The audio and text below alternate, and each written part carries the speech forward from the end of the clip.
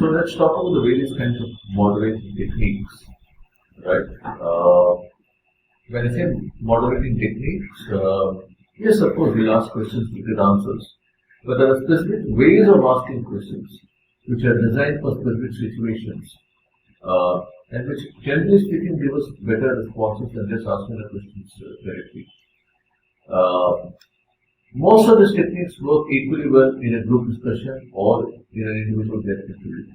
But there are times when there are techniques that work better in this or in that. But I like that as we come to that. So there are basically three broad kinds of techniques. There is something called projective technique. There is something called control technique, and there is something called probing techniques. Control techniques are really about how we control how the group is going, the speed at which it is going, making sure the respondents don't get sidetracked in the various situations, and some little bit of information eliciting techniques. But as a group of techniques, the relatively more important ones are projective techniques and probing techniques. So we'll talk about that here. We will not really talk too much about control techniques. Also, we need to understand that some of these things you can relate to only when you actually see a discussion happening. What it looks like on paper is not how to look when actual interaction between the respondents and the moderator is happening. So, we will also be having a sample group discussion and a sample interview, which will be part of the the content that we show you in this course as we go along. Right? Okay, so let's go on to projective techniques. There are 5 or 6 broad techniques. These two are fairly similar techniques, right? This is a technique that is powerful. This is a personal favorite. It works very, very powerfully. This is something that you might have seen in your college or in your entrance examinations as well. It's called TAT. Which stands for Thematic Air Perception Test. Not too sure how I'm very involved with that. It stands for the Thematic Air Perception Test. Okay. And there's something called anthropomorphization, which is a very powerful technique again. Speaking just for myself, right? My 2 favorite techniques are forced relationships and sentence completion, especially sentence completions. Right? So let's look at each of these very briefly. Let's start with personality associations. So let's have a hypothetical situation where we're talking about a household cleaner or a detergent for washing clothes, for example, right? And you've got various brands like A, B, C, D, E, etc. Right? So what we do, we take some photographs from the net, and one photograph shows a lady who's very happy, smiling very widely. Another photo shows a lady who looks very satisfied. I've done my job well, kind of expression on her face. A third photo shows a lady who's looking irritated, frustrated, and so on and so forth. So, a lady who's looking very irritated and frustrated. And then we some other maybe photos as well. Let's just take this three for example. So the way the technique works is we show these brand names to the respondent. We show these photos. Then we say, just look at this happy looking lady. In your opinion, which of these brands would she be using? Okay. Now look at the satisfied looking lady. In your opinion, which brand would she be using? Look at the irritated looking lady. In your opinion, which brand would she be using? So let's say the respondent says that the happy looking lady is probably using brand C. The satisfied looking lady is probably using brand E, and the irritated looking lady is probably using brand A. So what does this tell us? It tells us that in this respondent's mind, right, brand C is a brand that will make her happy. Right? So we also ask them, why do you think she is happy when she uses brand C? So the respondent says, because she has done a good job, the clothes are sparkling, they're soft, they smell good, they feel soft, they're sparkling in color or whiteness, in the case might be. So we know that in her mind, She associates brand C with very good quality of maintaining clothes and cleaning them. Then we asked her, you said this respondent satisfied looking respondent using brand E. So what is she satisfied? So because she says, no, you see, she's done a fairly good job of making the clothes. At the same time, she's not spent too much money because brand E is not too expensive. So we know that in the respondent's mind, brand E is seen as a good quality brand, though not a great brand, a good quality brand, but which offers very good value for money because it is not expensive. And finally, why is this lady who you see K, why is she irritated? Because it's harsh on the hands and the leather is not good, and at the end of the day, even the clothes are not properly clean. So we know that she thinks brand A is bad.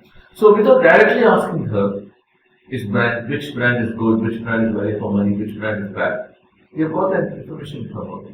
So what she's done is she's projected her feelings about the brands onto the photos.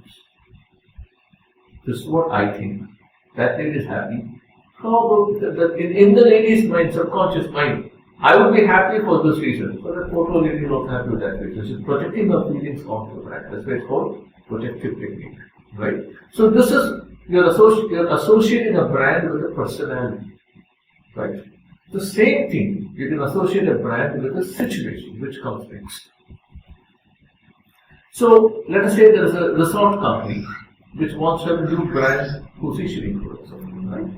So again we'll have some photos. And one photo shows a person, relaxing by the poolside. Another photo shows a person relaxing inside the room and absolutely chilling out on the sofa kind of thing. The third photo shows a family sitting around a table and having dinner and so on and so forth. Right? So now we show these various photographs to the respondent and we say which of the photos shows this resort well. So the person says, I think this photo of the family having dinner is the one that shows the resort very well. So from which we conclude that in the respondent's mind, the resort is good for a family holiday. It's good for a family to go together and bond with each other.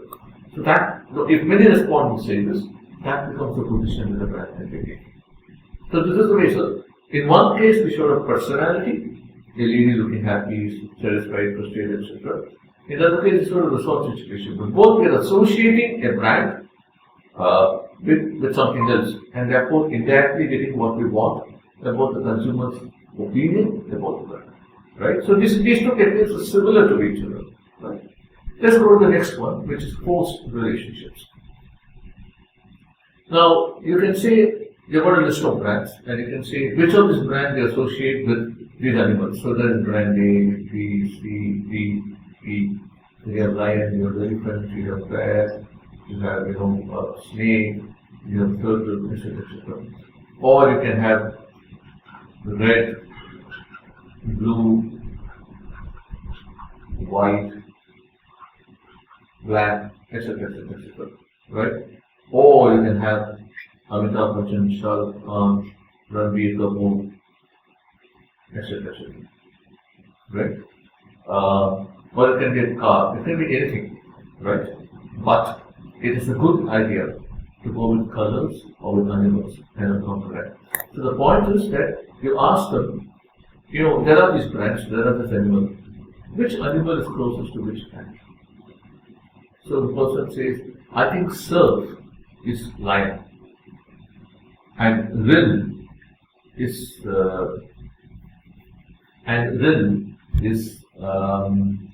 snake. Okay? And nirma is turtle.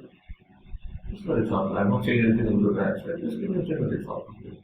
So then we know that the person thinks surf is a dominant and strong brand because the lion is the king of the jungle. Right? We know that the person thinks rin is like a snake and therefore maybe not a very strong brand, a little cunning, a little not very trustworthy brand. People generally think of snake in that way. Slimy creatures, people think of lion strong and powerful. Right? A turtle is seen as slow and old-fashioned. So Nirma is seen as old-fashioned brand. Maybe it was very relevant 25 years ago the consumers, but not relevant in today's consumers. Right? So the point is that instead of asking them directly what to think about the brands, we are, forcing them to relate the brand to a particular animal. And because certain animals stand for certain qualities in people's minds, we are drawing some conclusions about the brand also. Right? Now remember, certain animals have traditionally stood for certain qualities in people's lives. And that's the reason we are able to do this. Okay. Now, if I tell you which of these brands stands for tapir,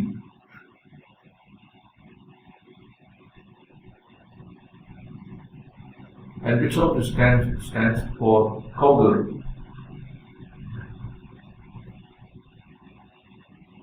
as a respondent, you cannot do anything about it. Why? Because the tapir is an animal which is not found in Indian jungles.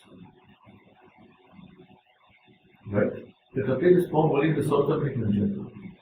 The cowgirl is an animal which is not found in Indian jungles. The cowgirl is found in the North American continent. It's a cat. It's a big cat like a lion, much smaller than a lion, but something like that. So you cannot associate a brand with these animals because these animals have no associations in our minds. Actually, they don't go to South Africa and also associate something with a tiger. So, a tiger is not native to that continent. Right? So you have to use examples which traditionally have some associations in the consumer's mind. Likewise, color. Colors traditionally have associations. So if you go on one slide, you will figure out that, for example, red is seen as warm and friendly and vibrant. Blue is seen as a little cold. Black is mysterious and sweet, and therefore very often associated with cosmetic kind of products, trying to make the lady more alluring and desirable and mysterious. White is seen as honest and purity, which is very little white rose for purity, white handkerchief for peace, and so on and so forth. Right? So you have to associate with something which has a lot of meaning with the consumer's mind. Okay. Let's go to the next technique, which I think is one of the more powerful techniques, sentence completion. Right?